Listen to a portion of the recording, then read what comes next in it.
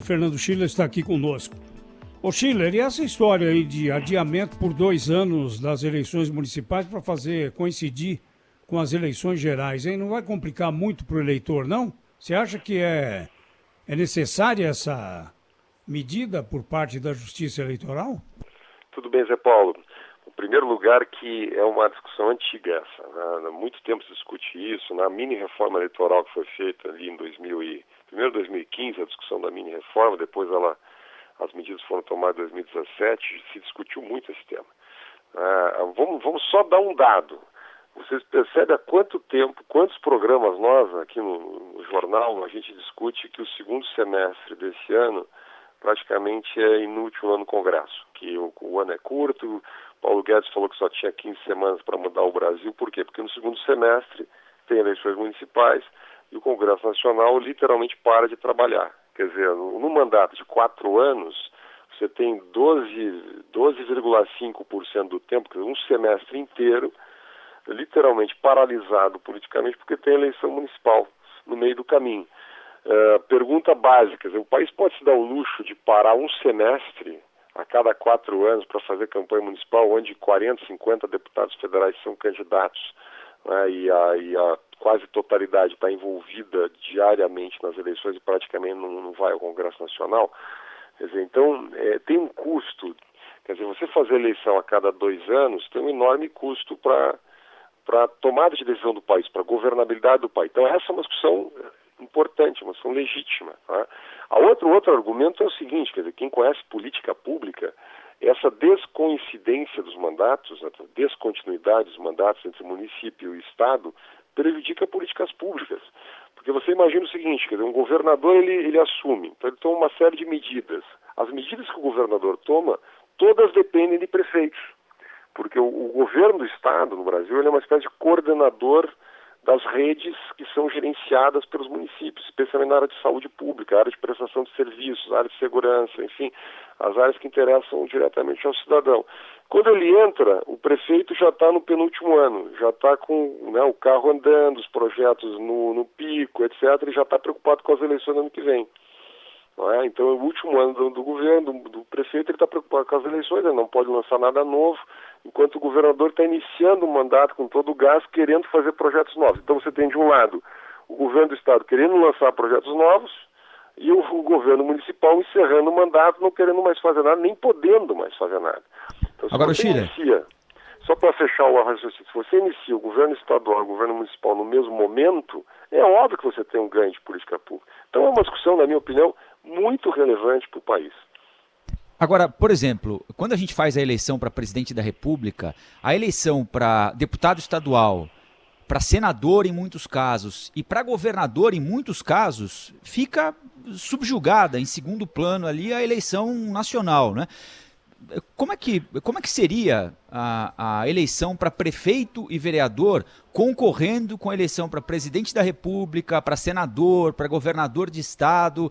A gente não corre o risco de também menosprezar a eleição de vereadores ou de prefeitos, por exemplo, com exceção de uma ou outra grande capital, em detrimento da grande campanha nacional, discussão sobre economia, sobre emprego, sobre grandes temas? Será que vai sobrar tempo para discutir financiamento à escola pública do meu bairro, a estrutura da creche, a ponte que precisa ser reparada? Eu tenho medo disso ficar subjugado à grande discussão nacional durante o período de campanha, se a gente juntar esse calendário, né?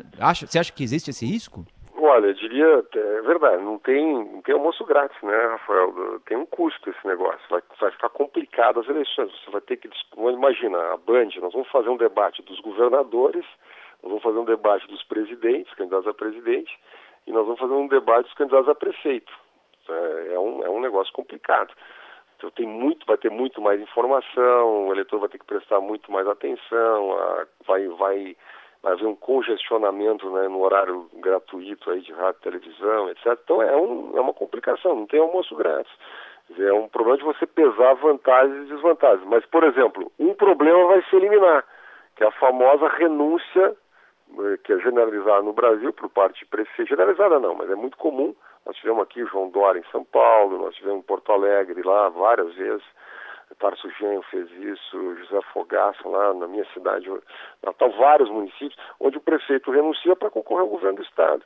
Quando você tem a coincidência dos mandatos, você tem uma escala natural, ou seja, uma progressão natural do sistema político. Termina o mandato de prefeito, quer concorrer ao governo, você tem essa condição. Agora, evidentemente, que complica, né? É preciso pesar os prós e contras. Acho que é possível fazer, na medida... Eu acho que o ideal para fechar essa conta é o voto distrital, já falei várias vezes isso aqui, né? Porque aí você reduz realmente a disseminação de campanhas, você transforma cada eleição numa eleição você como majoritária, você diminui o número de partidos, você descomplica as eleições. Tem um outro argumento ainda para a unificação, que é custo, né? Você faz uma campanha só a cada 4 anos. Então, a ideia de você ter eleição a cada 2 anos, como a gente tem no Brasil, você politiza o tempo inteiro. Você está sempre praticamente em campanha eleitoral, né? Então, acho interessante essa discussão. A única questão que tem que ser realmente falada é se é o momento, né? O presidente Rodrigo Maia disse, olha, não é o momento, o foco agora é o coronavírus, tem que combater essa pandemia. Então, uma discussão estrutural, é muito difícil que o país aprove uma PEC, quer dizer, num momento de pânico, num momento de urgência, de emergência, onde o próprio Congresso não consegue se reunir. Imagina, teria que fazer essa discussão toda online no Congresso Nacional. Então, acho difícil que isso avance. Pelo menos se as previsões do ministro Mandetta forem se confirmando, se essa pandemia se estender no tempo, é possível que essa discussão aconteça.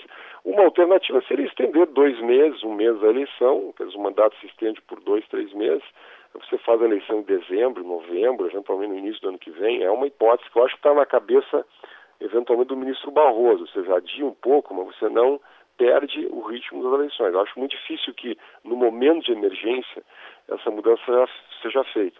Mas tem proposta lá, o senador Major Olímpio já disse que vai apresentar a emenda, o senador Eumano Ferrer, lá do Podemos do Piauí, disse que vai apresentar a emenda, o deputado Aécio Neves está se articulando. Tem muita gente no Congresso que defende essa tese.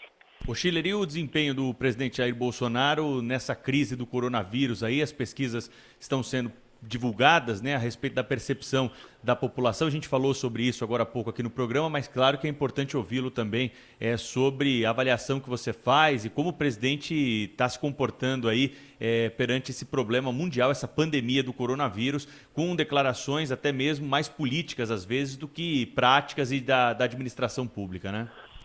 Para resumir, o presidente se colocou de maneira errada. Ele errou no início, ele desprezou a crise no início. O presidente gosta tanto dos republicanos nos Estados Unidos, ele podia ter assistido uns vídeos do Rudolph Giuliani na crise do 11 de setembro, nas Torres Gêmeas, quando ele arregaçou as mangas, foi para a rua, ajudou as pessoas.